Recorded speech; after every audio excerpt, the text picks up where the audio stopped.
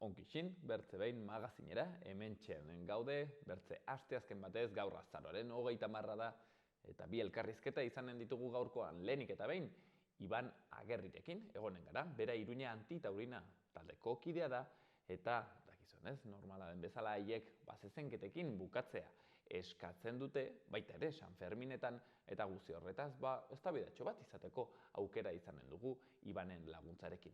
Bigarren elkarrizketan, berriz, Irene Ramirez, Nafarroko gobernuko migrazio politiken zuzendaritzako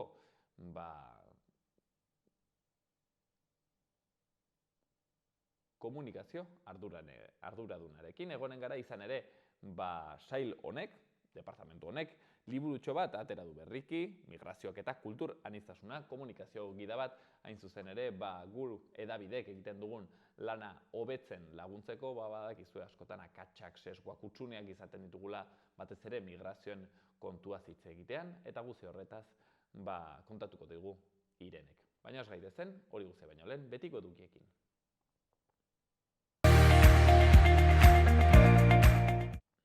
Lehenik eta behin, efemerideak. Azaroaren 30 zen 1864an Winston Churchill, Britaniar lehen ministro eta idazlea, jaio zen azaroaren 30an.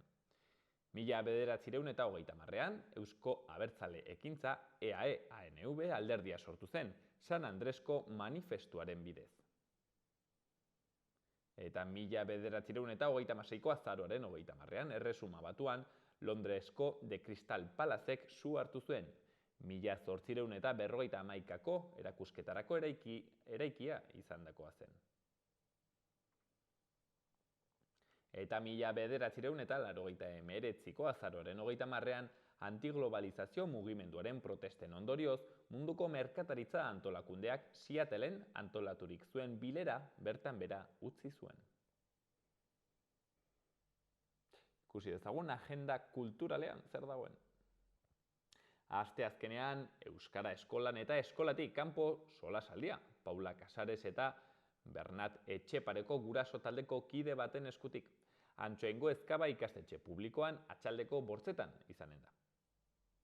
Eta ikusezinak erbesteratuen haurrak, Miren Azkarateren liburuaren aurkezpena izanen dugu gaurkoan ere.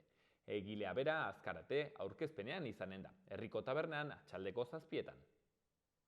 Larun batean berriz, bertsolari txapelketa nagusiko final aurrekoetako bigarren itzuliko azken saioa jokatuko da Bilbon 8.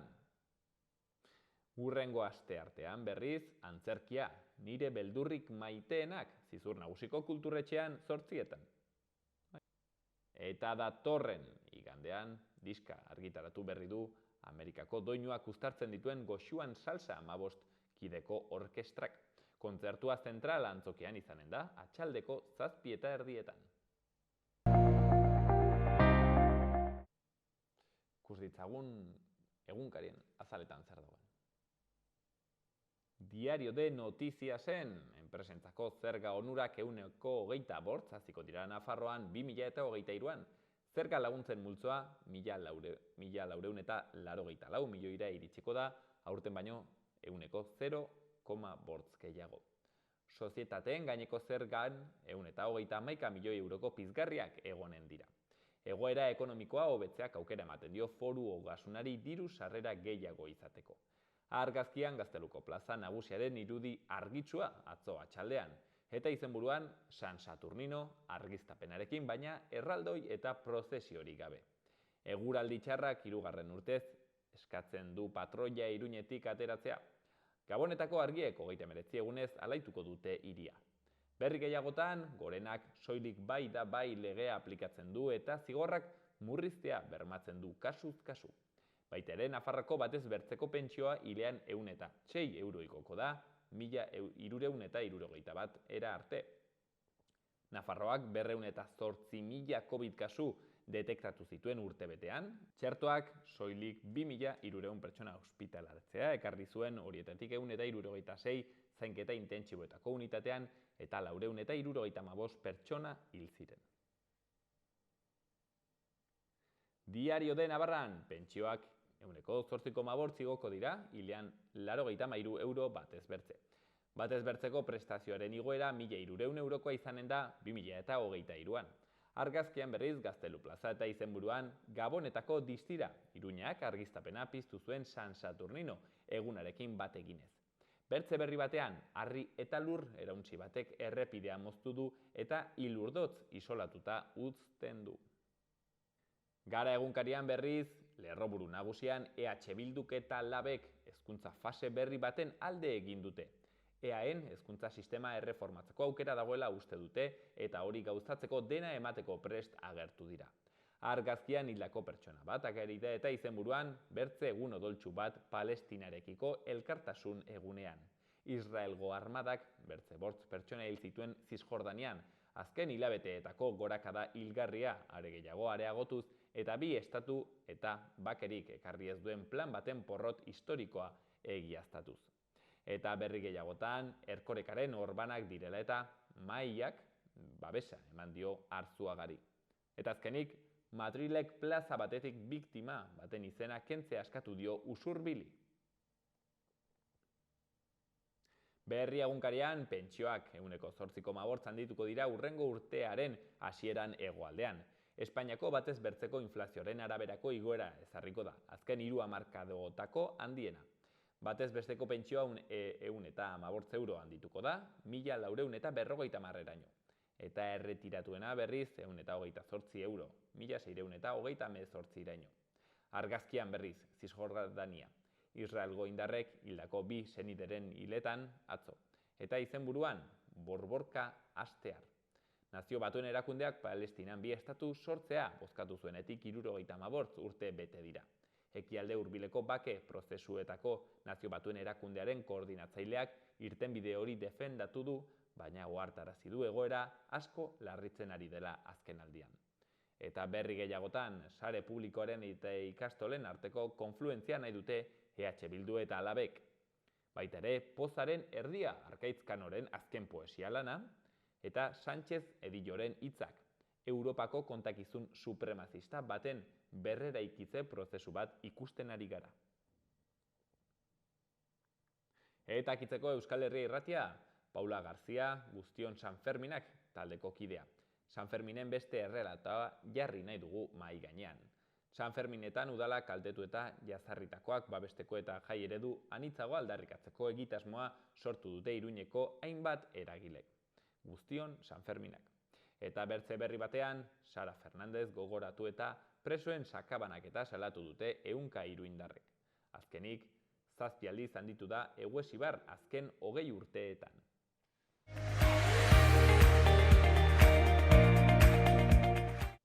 Gaurko eta biharko eguraldia. Gaur asteazkena hodeiak gailenduko dira, baina ateri egongo da. Goizean goiz lainoa sortu da, barnealdeko leku batzuetan eta goizean erdi mailako hodei eta goi hodei dezente agertuko dira. Baina arratsaldeak aurrera egin ahala hodeiak gutxitzera egingo dute eta ostarte zabalagoak irekiz joango dira. Eguerditik aurrera kostaldetik hurbil ekialdeko haizea ibiliko da, baina gainerakoan haize suabe eta aldakorra ibiliko da. Temperatura maksimoak zertxobait igoko dira eta 12-15 gradu ingurukoak izanen dira. Hala baina, egunaren amaieran temperaturaren jeitsiera nabarituko dugu eta gaurko minimoak gauean neur daitezke. Bihar ortzegunean hodeiak eta ostarteak agertuko dira eta giroa freskoagoa izanen da. Ipar-ekialdeko haizea ibiliko da eta giroa hoztuko baitu. Goizean goiz Araba eta Nafarroko zenbait lekutan izotza egin dezake eta eguneko balio altuenak ere jeitsi eginen dira. Goizean lainoa sor daiteke eta ipar partean hodei dezente agertuko dira. Gero arratsaldean hodeiak ugarituz joanen dira, kostaldean zirimiria utz dezakete eta hegoalderantz zabalduko dira.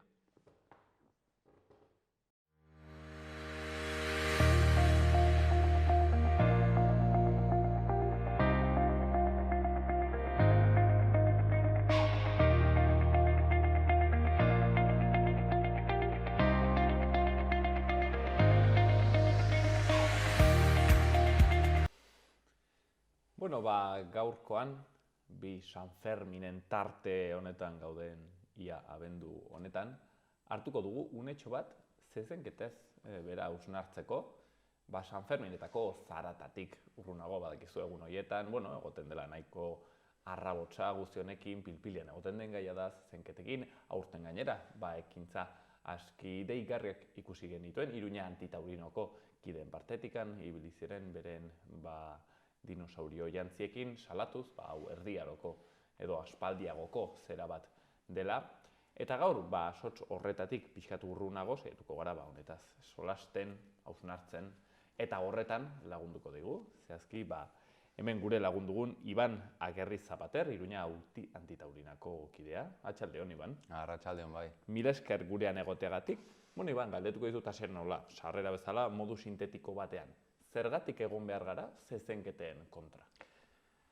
Bueno, zergatik egon behar garen zezenketen kontra, galdera horrek izan ditzake arrazoi ugari. Baina nola zuk esan bezala, modu labur batean esan da, guk uste dugu jendarteak evoluzionatzen doazela, eta behintzat zenbat eta gertuago ikusi San Fermin batzuk zezenketari gabe, guk uste dugu jendarte honi emango diogula evoluzio etikoagoa eta askoz ere animalienganako enpatia handiagorekin.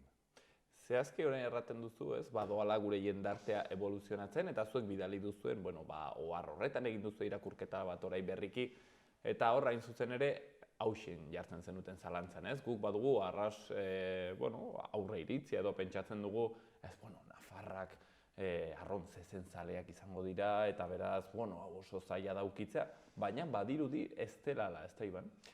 Hori da, guk funtzionatzen dugu datu batzuekin eta duela gutxi Elektomaniak adibidez atera zuen inkesta batean eta bertan esaten zuen Nafarroa garaiko biztanleen 78 gutxi gora bera bazegoela kontra, zezenketen kontra.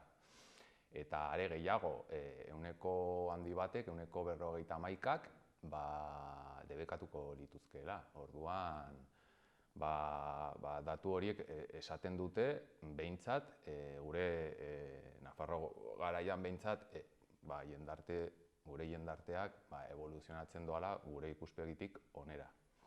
Eta hau ere, pentsatzen dut aldatzen joan izin dela, karo ikusi ditugu zehazki aurten, uste dut Bilboko zezen plazako irudia izan zela, ez? Edabidetan eta hunditz ikusi genuena, erabat plaza hutsa zegoelako, erabat ezakit, baina laukatu zeudelako, eta hor egin ziren ezagunak, bakizu biralak irudi horiek, duela ezakit 10 urteko plaza nola zegoen, duela 5 urte eta aurten, ez? Eta evoluzioa, nola baiteren nahiko esanguratsua da, ez? Plazak hustutzen ari dira, Iban. Bai, gure inguru hurbilean, zuk esan bezala ikusten ari gara. Bilbon, laukatu joaten direla zezenketetara. Donostian, segun ze taldeak hartzen duen udalaren ardura, ikusi dugu ez direla egin, gero berriro egin dira, baina ere oso jende gutxirekin.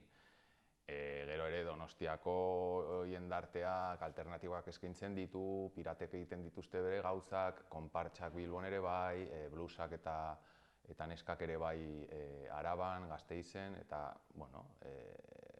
guk uste dugu hemen ere gure ordua heldu dela.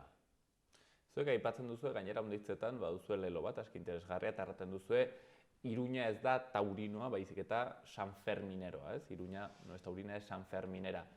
Eta horra, aipatzen zenuten, adibidez, sanferminetan egon diren, mezuetan edo proposamenetan udalari iritsi zaizkionak, herritarren partetik, horiek batez ere bazutela ikusteko, musikarekin eta kulturarekin, eta ez gehiegi zezenketekin, ez da? Bai, azken urte hauetan ibili gara San Fermin mailan, gonbidatutak izan gara eta alde horretatik oso pozik gaude, holako instituzio batean sartuta gaudelako. Eta aurreko San Ferminak baino pizkat lehenago egon ginela mai horretan eta udalak proposatu egin zuen iradokizun postontzi bat eta bertan Helarazi egin zitzaizkion udalari ehunda 18 proposamen, horietariko 8 uste dut izan omen ziren antitaurinoak. Eta gero beste 12 edo taurinoak. Eta beste horren beste, zuk esan bezala, musikarekin erlazionatutakoak. Orduan, guk uste dugu bide horretatik joan behar dugula. Gertatzen dena da, oso kritikoa garela, zenolako moduak izan diren proposamen antitaurino horiek alde batera paperontzira botatzeko. Zeren egin dutena izan da, entzierroaren mahaira bidali proposamen antitaurinoak, bazirela zezenketen kontrakoak, hain zuzen ere. Orduan guk hor ikusten dugu bai udalen partetik eta gure artetik badagoela kriston aldea. Beraiek uste duten zierroak eta zezenketak joan behar direla batuta, eta guk aldiz ikusten dugu entzierroek izan behar dutela ibilbide bat, eta gero zezenketek beste bat. Guk jorratzen duguna da zezenketena, eta iruditzen zaigu zezenketek ez dutela jo behar entzierroen mahaira, baizik eta izan behar dutela bere esparru propioa. Eta orduan, hortikan abiatuta, guk uste dugu egiten baldin badituzte olako proposamenak eta iradokizun postontziak oso modu demokratikoan badirudiela jokatzen ari direla, behintzat proposamen horiek kontutan aintzat hartzea, kontutan hartzea eta behingoz olako jai batekin bukatzea. Hainbeste krudelkeria eta hankekerkeria 21. mendean ez dugu ikusten. Garbi errateko, Iban, zuek planteatzen duzu Iruña antitaurinatik San Ferminetako zezeketa debekatzea. Debekatzea, modu asko egon daitezke, ez? Debekuak, legeak egitea, guk proposatzen diegu jendeari ez joatea. Denok egingo balute, guk bezala, beste modu batean San Ferminak ospatzea, ez genuke inolako legerik egin behar. Jakin badakigu badaudela adibideak, adibidez, 1981an Kanariar Irletan egin omen zuten lege bat, eta orduz geroztik ez dira egiten zezenketak. Gero Katalunian ere 2010an hasi zen zezenketen kontrako legearekin, gero helegitea jarri zuen Tribunal Konstituzionalak 2016 urtean, baina ja ez dira egiten. Eta Balear Irletan ere ez dute egin lege bat debekatzeko, baizik eta baldintza oso zorrotzak jartzeko zezenketei, eta orduz geroztik ere oso gutxi egiten dira, edo ez dira egiten. Orduan, moduak egon badaudela, debekuak, legeak, ez dakiz zer, baina beste modu batean jokatuko genu, adibidez, zezenketetara joaten diren eguzkiko jende horrek ez balu joango, lan erdia egina izango genuke.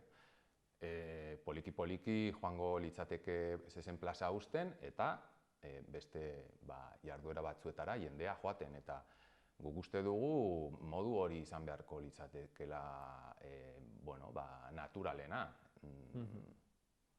Deslegitimazio handia emango zion edozein kasutan, eta erten zen bertze pauso horiek emateko aukerak irekiko zizkion hori gertatuko balitzez. Baina eta ez bada gertatzen, hau da ez, gauza bat da akaso Bilbon joaten dira laukatu, baina San Ferminetan akaso bertze puntu batean gaude, besta bereziak dire, badu bere espazio berezia izan du San Ferminetan, eta orduan, errealista da pentsatzea nolabait ere boikot batetik etorriko dela plazak ustea.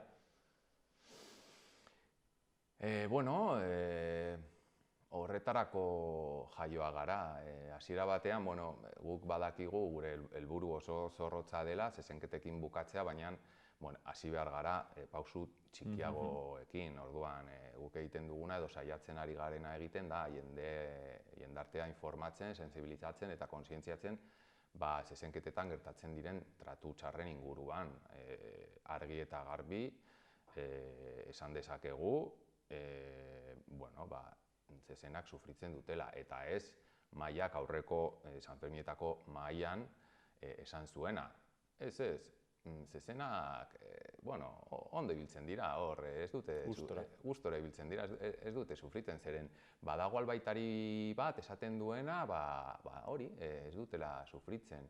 Egin omen duela ikerketa bat eta hormonen eraginez edo ez dakigu zergatik, baina eta guk uste dugu hori ja tamalgarria dela, holako pertsona batengandik horrelako hitzak entzutea, izan ere, guk ere funtzionatzen dugu abatmak animalienganako tratu txarrak eta zezenketak deuseztatzearen aldeko albaitari taldeen datu batzuekin, non kriston ikerketa zientifikoak eta egin dituzte, 32 adierazlea neurtu dituzte eta horiek guztiek esaten dute zezenek sufritzen dutela. Eta gero gure senak ere esaten du, en fin, animali horiek kriston sufrimendua pairatzen dutela. Orduan, bueno, pues horrela dago asuntoa, ez dakigu, bueno, da pixka bat penagarria, baina, bueno, pues poliki-poliki olako argudioekin beraiek ez doaz inora. Orduan guk, bueno, pues hori, informatzea, sentsibilizatzea eta kontzientziatzea besterik ezin dugu egin. Gero baita ere alternatibak eskaintzen ditugu eta gero eztabaidarena ere badago piztuta. Orduan, bueno, gure helburu txiki horiek poliki-poliki bagoaz. Zu zapater dugu zarela, badago bertze bat nahiko ezberdina dena, ez duela zuekin hauntiz ikusteko, eta sabater da, eta arek erabiltzen zuen argudio bat, ez dakit mailarena, baina asko zobea idurituko zaizun Iban, eta arek erraten zuen zezena animalia suarra dela, ez? Braboa. Eta beraz, bere senean dagoela borroka hori egitea. Eta beraz, nolabait ere, hau zen bere argudioa, zezenari ohore egitea dela, ez? Zezenari bere merezi duen tratua ematea dela hori, ez? Borroka eskaintzea, zeren bere izatean, bere senean dago, nolabait ere horretako jaio dela.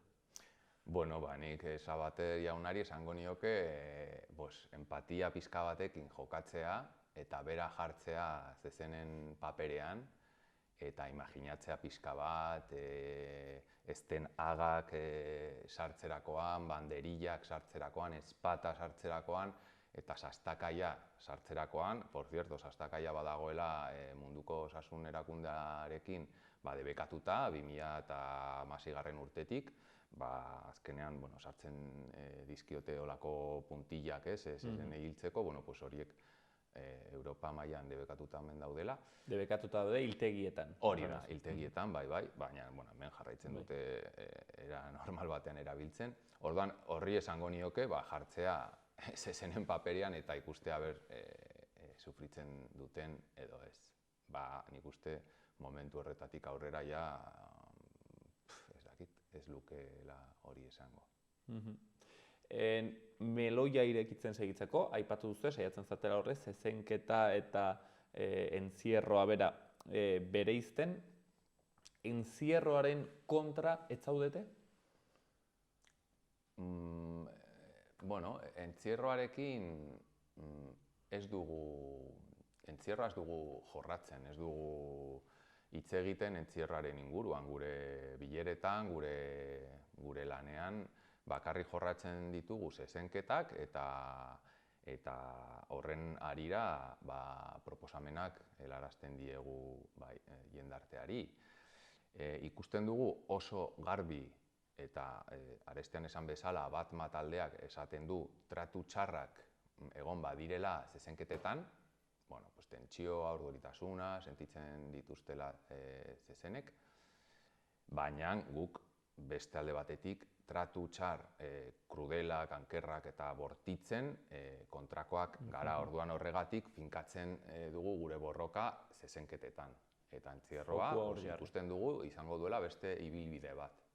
Hala ere, zezenketari bakarrik begiratuz, badire, ez dakit, zezen munduan, mundu taurinoan ibiltzen diren zenbait, erraten dutenak, ez dela posible zezenketak kentzea eta entzierroa mantentzea, nolabait ere entzierroa delako, zezenak plazara eramateko ibilbide hori, ez, modu hori.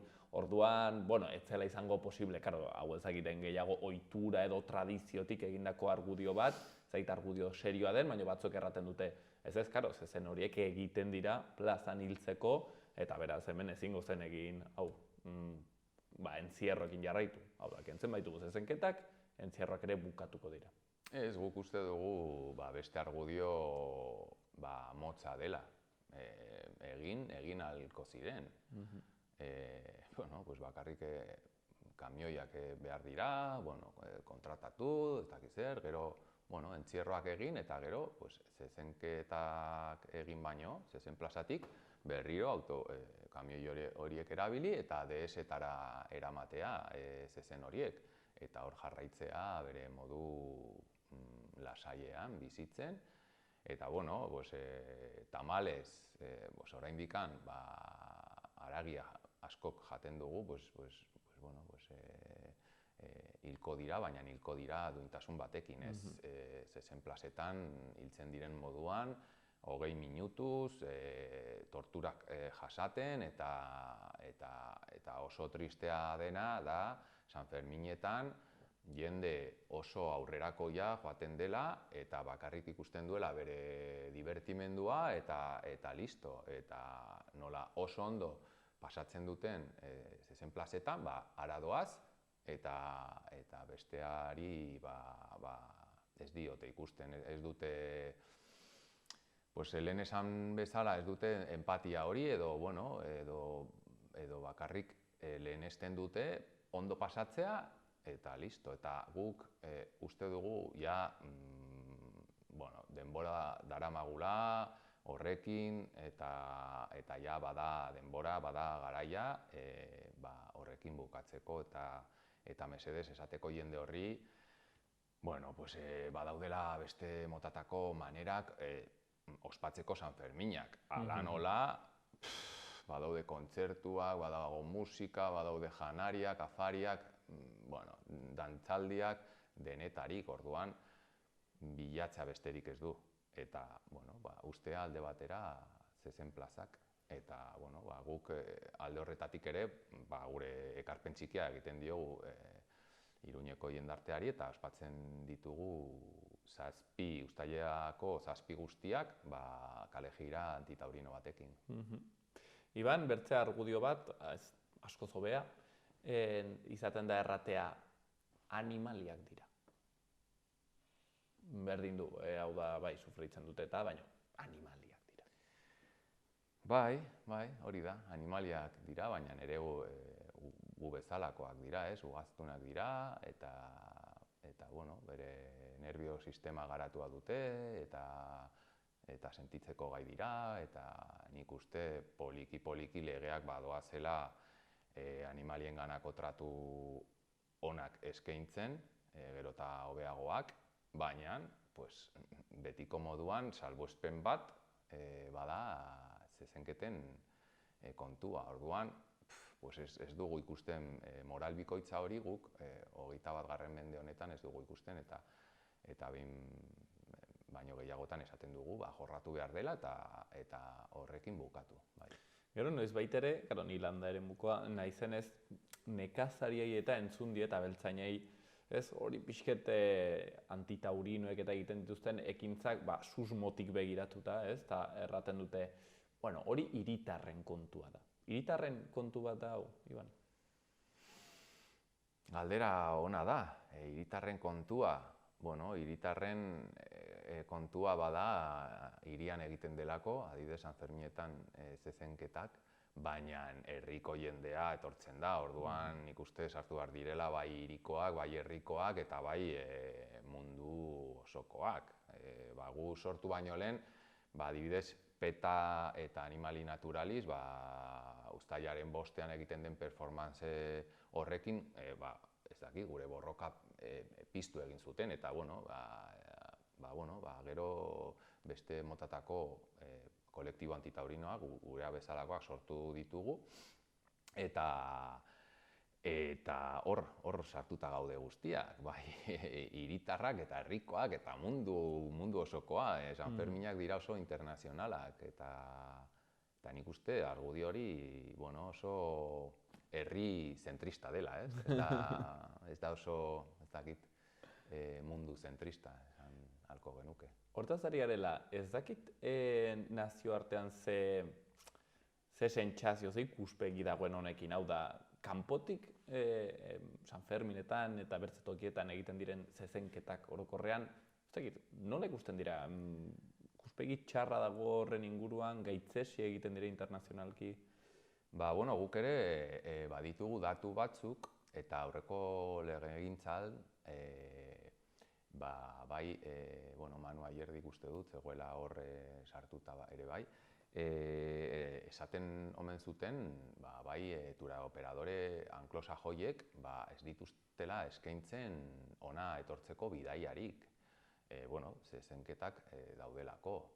Eta aurten ere, maila internazionalean, alkateak nahi izan zuen musika talde oso ospetsu bat ekarri, eta ezetza erantzun zioten. Orduan, maila internazionalean ikusten dugu bai mugitzen dela asuntoa eta jendea gaitzesten duela. Eta hortaz, kanpoko borroka hori ekartzen dugu gurera eta guk ere ikusten dugu poliki-poliki salsa hori pil-pilean jarriko dela eta gurera etorriko dela gure helburuak lortze aldera. Nazioartean beraz, gaitzetsia, ez dakit sensazioa duzuen zuek ari zaretek urtetik urtera gero eta gauza gehiago egiten, gero eta ez dakit ez, zarata eta presentzia gehiago hartzen, sentsazioa duzu Iban gazteen artean are gehiago ez dakit alboratzen, ukatzen, gaitzesten dela zezenketa nolabait ere akaso adin gehiago dutenek, ez? Bertze ohitura bat dutela honen inguruan, baina nola belaunaldiak aldatzen joaten diren eta horrekin kultura, baduzu sentsazioa akaso gazteetan, hori oraindik ere urrunago ikusten dela zezenketak. Bai, sentsazio horrekin gaude, eta ez da bakarrik sentsazioa, ez? Datu batzuk ere baditugu hori esaten dutenak. Izan ere, 2016an uste dut, enpresa batek, Ipsos Mori enpresak ateramen zuen inkesta batean, gazteen 84% uste dut, 12 urtetik 24ra kontra zegoela, zezenketen kontra zegoela. Eta hori 2016an eta aurten BBVAk, fundazioak, ateramen du beste inkesta bat esanez, estatu mailan 80% zegoela zezenketen kontra. Orduan, ari hori jarraitzen baldin badugu, 2016garren urteko datuak eta gero aurten emandako datuekin, BBVA fundazioak emandako datuekin, ikusten da, poliki-poliki behintzat belaunaldi berriek ez dutela parte hartuko zezenketetan. Jakin badakigu, badagoela jendea, gazte asko oraindik kontzientzia piztu behar dutela, eta poliki-poliki gertatuko da hori, baina bai uste dugu horrela izango dela. Lan honetan, sumatzen duzuek kalean oposizioa handia, zuek, erran dut, gai, emozionala izaten alda, ez? Sortzen aldu ezakit oposizioa handia, delikatua da, ez? Punto batean, ezakit zuek sumatzen duzuek konfrontazioa sortzen duela izan dituzu olako momentuak. Nik berez ez ditut bizi, ez? Igual lagunekin eztabaidatzean, badaude momentu, pixka bat gogorragoak, familiarekin ere, ere bai, baina ez dut ikusten, ez, tentsio hori, ez dakit. Egon badagoela, bai, batzuetan gertatzen dira olako eztabaida, ez, itsusiak, ez, baina nik uste zenbat eta denbora gehiago pasa orduan eta lasaiago, ez, eztabaidatzen dela eta bai. Behintzat eztabaidatzeko aukera izatea hori ezinbestekoa da, hemen ere horretarako abagunetxoa sortu nahi izan dugu. Iban, hemen utziko dugu, 2023an nolako Sanferminak izango ditugu? Pues hori da kontua. Guk nahiko genituzken Sanferminak eztabaida honen barruan esan ditudan hitzekin berriro ere bukatuko dugu, Sanfermin batzuk zezenketarik gabe, bortizkeriari gabe, krudelkeriari gabe, ankerkeriari gabe, violentziari gabe, hori nahiko genuke guk, eta horretarako poliki-poliki joango gara berriro biltzen, gauzak proposatzen eta gure lana egiten. Ez dago besterik. Eta, bai, eskatuko nieke, hemengo jendeari nahiko balu gurekin kontaktuan jartzea eta gure borrokan sartzea, bilatzea adibidez Facebooken daukagu gure orrialdetxoa, Iruña Titaurinakoa, bidaltzea hor mezuren bat, eta gurekin kontaktuan jarri nahi duenak, badituela bideak, eta gu oso pozik egongo ginatekela, bale? Iban Agerrizabater, Iruña Antitaurinako kidea, hemen bere gonbitarekin eta bere desioekin 2023ko zezenketetarako, krudelkeria bukatzeko, horixen talde honen aldarria. Iban, gaurkoan behintzat, hemen utziko dugu, baina mila esker handiz behintzat, hausnarketa hauek mahai gaineratzen laguntzeagatik. Bai, zorioneku. Zorioneku.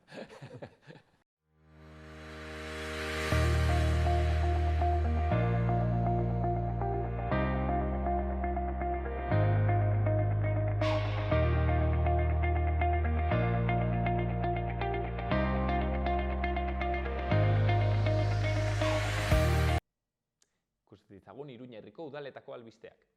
Eguesibarren emakumeenganako indarkeriaren aurkako nazioarteko eguna zela eta Eguesibarreko udalak emakumeen aurkako indarkeriak eragindako biktimak oroitzeko ekitaldia egin zuen. Ekitaldia Nafarroko berdintasun teknikarien sareak egindako adierazpena irakurri zen eta Nafarroako 125 toki entitate atxiki zitzaizkion. Halaber, 2022an indarkeria matxistaren ondorioz eraildako 38 emakumeen izenak ere eman ziren. Ekitaldian, Eguesibarko udal musika eskolaren emanaldia izan zen eta bertaratutako guztiak hunkitu zituen. Galarko zendean berriz, 2022ko Gabonetako aurrentzako marrazki lehiaketa martxan dago, 2 kategoriarekin, 7 urteak arte eta 8 urtetik gora. Eta Iruñean udalak Gabonetako eskulanen belaunaldien arteko tailerrak proposatzen ditu abenduan, etxea apaintzeko ideiekin. Iturrama, Txantrea eta San Juan zentroetan egiten dira eta izen emateak azaroaren 30ean irekiko dira 010 telefonoan. Baita ere, Gazteriaren etxeak 33 ikastaro eta 11 informatika tailer proposatu ditu urteko lehen hiruhilekorako, 14 eta 30 urte bitarteko gazteentzako 852 plazarekin. Asteazkenean irekiko da ikastaro berri batzuetarako izen ematea, hala nola rap eta poesia tailerra, euskarazko pintura sortzailea edo kardio estepa. Bertze berri batean udaletxeko ezkaratzeko jaiotzak ate bat ireki dio 20. mende hasierako landa eremuko Nafarroari. San Saturnino egunarekin bateginez, alkateak tradizio hau inauguratu zuen hiriko Gabonetako argiekin batera. Eta azkenik udal batzak, erraldoi eta buru handien konpartsak eta La Pamplonesa musika bandak San Saturnino hiriko patroia gogoratu zuen bere garaian.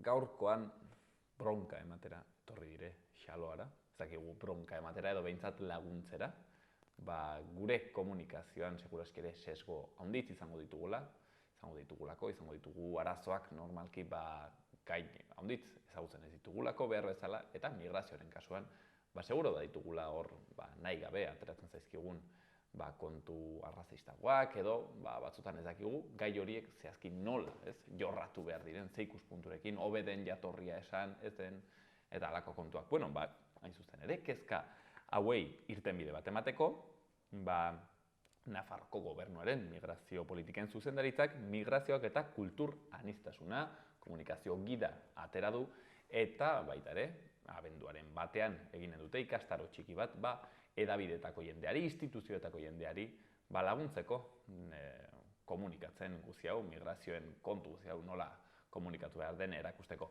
Eta horretaz solasteko, gainera, zehazki migrazio politiken zuzendaritzako komunikazio arduraduna den Irene Ramirezekin gaude. Atxaldeon, Irene? Atxaldeon, Gorka. Mil esker gurean egoteagatik. Bueno, atera duzu, liburuxka hau, beharra ikusten zen duten, ze beharra ikusten zen, Irene? Bai, esan beharra dago, migrazio politiken zuzendaritza nahiko departamentu berria dela, 2019an sortu zen, eta gu ere berriak ginen horretan, ez? Orduan ikusi genuen guk ere akats asko egiten genituela hitz egiterakoan, komunikazio publikoak egiterakoan, baina baita ere pertsona migratzaileekin hitz egiterakoan eta gure egunerokoan pixkat. Orduan hori ikusita, esan genuen, gu berez hauen bozeramaileak pixka bat baldin bagara bezala eta laguntza behar badugu, ze esan behar bestei buruz. Orduan hasi ginen lanean, hasieratik ez genuen bakarrik egin izan nahi,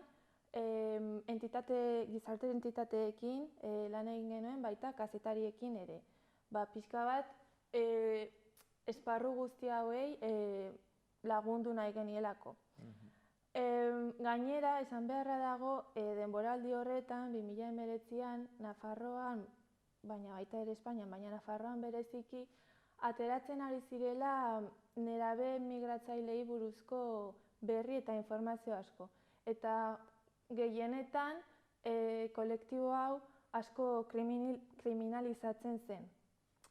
Orduan, ikusten duzun bezala orain 2022an gaude, oso ibilbide luzea izan da, hasieran bai talde konkretu horretan zentratu ginelako eta gero denborarekin zerbait osoago egin dugu. Eta beraz, zuek ikusten zenuten zuen buruan zailtasunak, zer pentsagu edabideen kasuan. Pentsatzen dut hor edabidei dagokionez egongo direla, nolabait ere muturrekoenak diren kasuak, adibidez erraten dugunean inbaditzaileak, hori izaten alda ja, aipamen arrazista bat zuzenean, baina pentsatzen dut egongo direla bertzean dana bat, sutilagoak direnak, ez garenak konturatzen, eta horretaz galdetu nahi nizun. Ez dakit laguntzan duguzun, zein izaten dira egiten ditugun akats ohikoenetako batzuk? Bai, esan duzun bezala, hizkuntza da agerien ikusten dena, ez? Adibidez, inbasio, uholde edo olatu bezalako hitzak esaten ditugunean. Baita ere, adibidez, lapurreta bat esan dezakegu egun denean, Espainiako pertsona bat izan bada lapurreta hori egin duena, ez dugu esaten Iruñakoa edo Nafarroakoa edo Espainiakoa dela, baina batzutan bai egiten dugula akatsa beste herrialde bateko pertsona izan da bere jatorria esaten dugula. Baina esan bezala hori hizkuntza da agerien geratzen den hori, baina beste gauza batzuk daude ere. Adibidez, iturriak. Badakigun bezala eta ni ere kazetari bezala, unibertsitatean beti egiten zaigu, azpimarratu egiten zaigu iturriak edozein informazio emateko oso garrantzitsuak dira.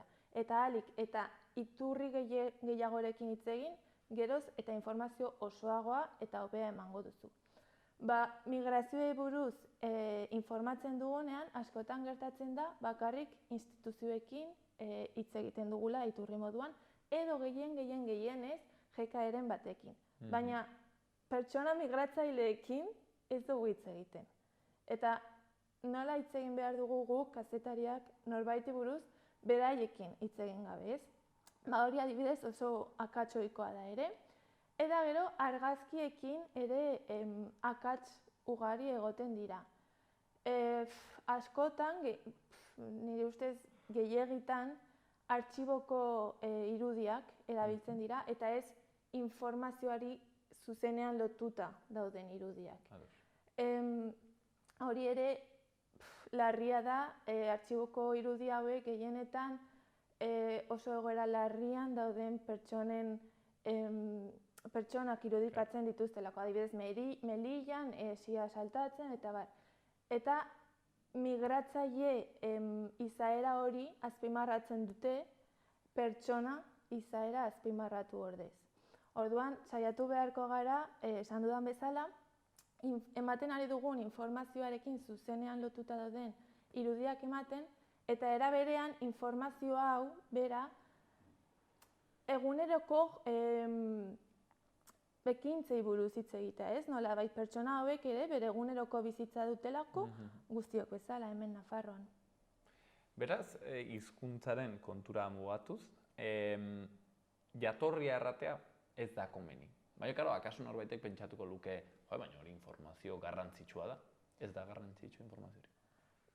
Ba, beti bezala depende, ez? Garrantzitsua da lapurreta bat egin duen pertsona nongoa den esatea? Ba, nire ustez, ez. Baina, ez dakit, lehenengo aldi zerbait super, adibidez, hemen Nafarroan, zera mazera prozesuetan dagoen figura hori beti gizon bat izan da, bai? Eta joan den urtean, gure departamentuak proposatuta, lehenengo aldiz mazera emakume bat izan zen, eta emakume beltzaran bat, Afrikakoa. Bajo, igual kasu horretan bai, azpimarratzekoa delako lorpen sozial hori, ez? Baina, esan dudan bezala, lapurreta edo zer eguneroko ekintza gertatu denean, ba ez da garrantzitsua. Hitzei dagokienez ere, ez dakit zein den hobesten den kalifikazioa migratzaileak, etorkinak, ez dakit bertzerik egongo diren ere, kanpotarrak, ez dakit bat edo beste hobesten duzuen? Bai, gure ustez, eta haiekin ere hitz egin da, pertsonak, gu bezalako pertsonak direla azpimarratu behar da. Horregatik, migratzaile esan daiteke, baina pertsona migratzaile esaten baduzu, ba asko zobe. Askotan ere, da, igual muturreko kasu bat jarrita ez, Mediterranean 100 migratzaile hil direla esaten badugu, ba batzutan badirudi horrek gutxiago balio duela 100 pertsona ito direla esaten dugula baina. Horregatik gure gomendioa hori da, beti edozein hitza erabilita ere aurretik pertsona hitza jartzea. Gero ere, inoiz ez erabiltzea gomendatzen ditugun hitz batzuk daude. Adibidez, ilegal hitza. Horren ordez, oraindik bere egoera erregularizatu ez duten pertsonei buruz hitz egitea gomendatzen dugu adibidez. Eta, bertze adibide bat izan daiteke adibidez arraza ez erabiltzea. Zientzia sozialetan ez, gero eta ezbaian dagoen kontzeptua da, nolabait ere gero eta gehiago erraten da, humanitateetatik eta bar, arrazak ez direla existitzen, beraz, etniak badirela orduen, erabilit behar izan ez gero, arrazoiden batengatik, arraza beharrean, bertze kalifikatibo bat erabiltzea gomendatzen duzu. Bai, hori egia da, hori zehatz-mehatz ez dugu gidan aipatzen, ze oraindik eztabaidan dagoen zerbait da, eta gure esparrutik kanpo pixkat dagoena, baina egia da zientzia sozialetatik azken urteetan esaten ari direla arrazak ez direla existitzen, arraza giza arraza dela berez, eta gero etniei buruz hitz egin dezakegula. Dena den gu gomendatzen duguna herrialde konkretua esatea da. Adibidez, ez dakit, etnia afrikarra esan beharrean, Ginea Ekuatorialeko pertsona bat, edo Nigeriako pertsona bat. Bestela ere, badirudielako Afrikako pertsona guztiak berdinak direla, edo Arabiar pertsona guztiak berdinak direla, edo Asiako pertsona guztiak berdinak direla. Eta ez, beraien artean ere oso desberdinak dira. Ordan geroz eta konkretuago izan, hobe. Karo, hau da zuk erraten duzuna ez, ez ematea hori nik uste garrantzitsua da, tumulto baten edo irudia, ez? Hori da normalki egiten duguna, hor, 100 migratzaile eta ematen du direla, ez dakit, ez? Zera bat, animaliek izango bat ziren bezala, ez? Ordenak, eta Afrikarekin pasatzen da berdin, niri behin batek erraten zian, barkatu, Afrika ez da herrialde bat, ez? Afrika da kontinente bat, ez dakizen bat herrialderekin, eta bueno, horrela ikusten dire gure sesgoak. Beraz, zoen gomendioa, hobe beti, erratekotan herrialdea, erratea. Eta askotan ere egiten dugun akatsa herrialdea esan ordez, erlijioa esatea da. Bereziki erlijio musulmanarekin. Eta hori ez du inolako zentzurik, ze imaginatu kristau pertsona bati buruz hitz egiten dugula, baina nongo da pertsona hori, Europakoa edo Amerikakoa edo Europakoa bada, Espainiakoa edo Alemaniakoa edo nongoa, ez? Orduan, geroz eta konkretuagoa izan, hobe pertsonarekin justuago izatea, baina ere errealitate berarekin, ez? Errealitate bera hobe irudikatzeko. Zure ustez, akaso hau ja galdera pertsonalagoa da, uste duzu honen atzean nolabait ere arrazismoa dagoela, edo arrazismoa, akaso ez hain esplizitua, baina pixke kulturalagoa? Ez arrazismoa, baina bai guztiek baditugula gure pentsamenduak esan dezakegu edo gure aurreiritziak. Baina horretan ere, hedabideek ardura asko dugu, ze azken finean gure betebeharra ez, gure gaurkotasuna azaltzea baita.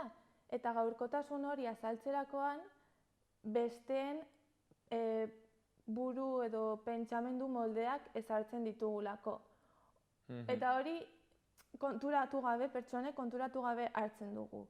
Baina horregatik ere agian hedabideen ardura instituzioena baino handiagoa da oraindik, baita ere influentzia gehiago dutelako populazioarengan, populazio normalarengan esan dezakegu.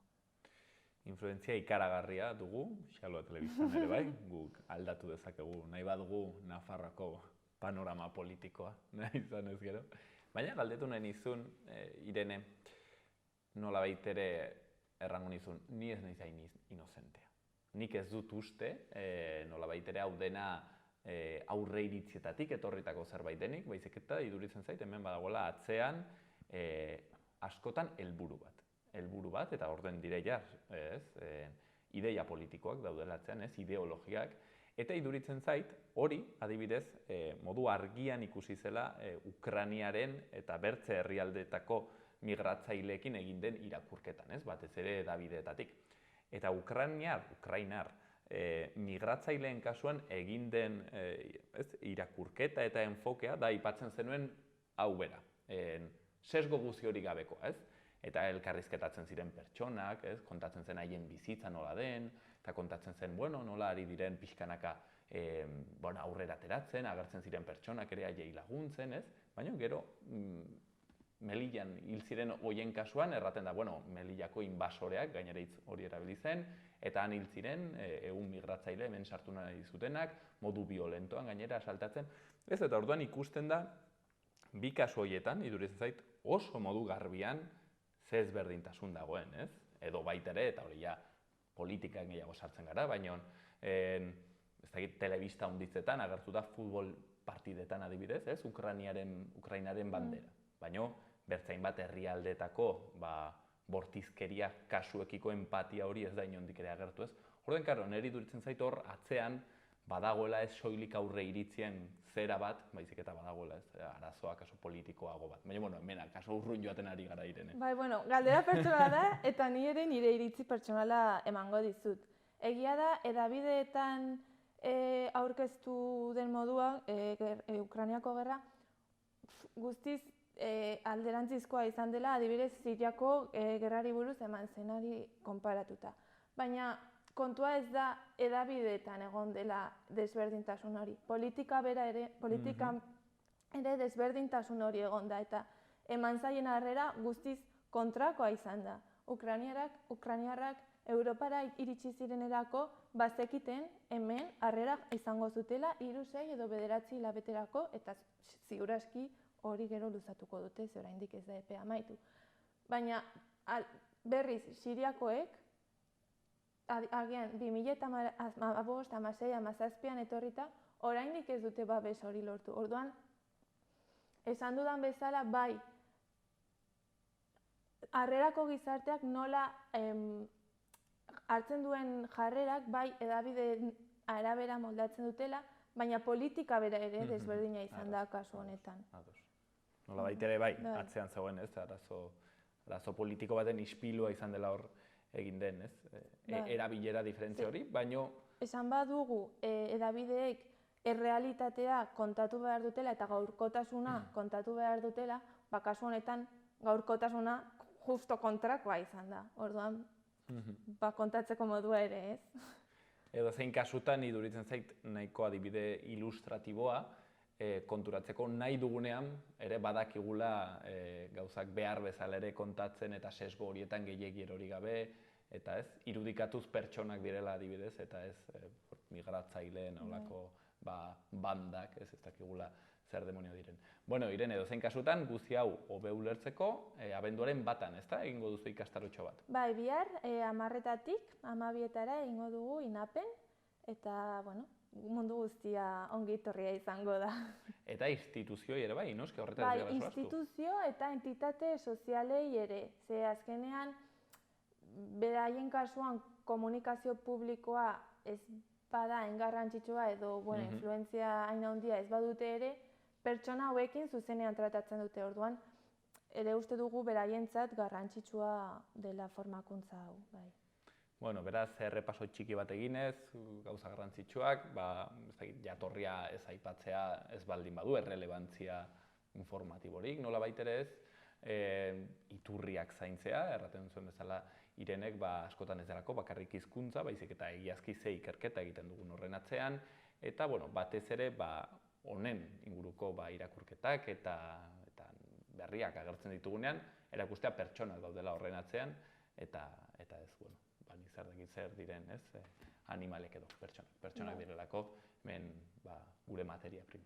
Eta azken finean guztion artean, ez, kulturalki anitza den gizarte hau, modu positibo batean kontatzea, islatzea eta horrela gizarte kohesionatuago bat lortzea. Kosmopolita zena, ez hori zen, Iruñeko udalaren uste dut kanpaina. Ez nekien. Uste dut alako zerbait egin zutela, kosmopolita, baztanen kosmopolite deitzen dugu. Bueno, Irene, hemen utziko dugu, biharko deialdi horrekin, eta edabideek behar izan ezkero, instituzioak, eta etxean ere, seguraski begiratzeko interesgarria da. Hemen haiek ertera duten lan hau migrazioa eta kultur aniztasuna, komunikazio gida bat. Bueno, erraten genuen bezala, Irene Ramirez, migrazio politiken zuzendaritzako komunikazio arduraduna. Hemen erakusten zein izaten diren gure hutsuneak eta gure akatsak. Irene, mil esker ondit.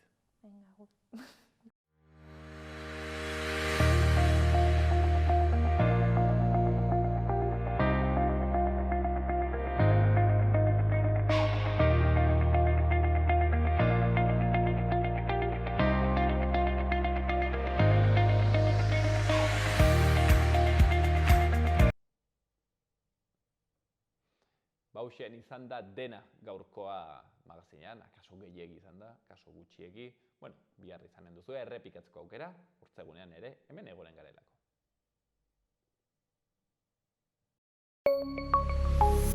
Gobierno de Navarra. Nafarroako gobernua.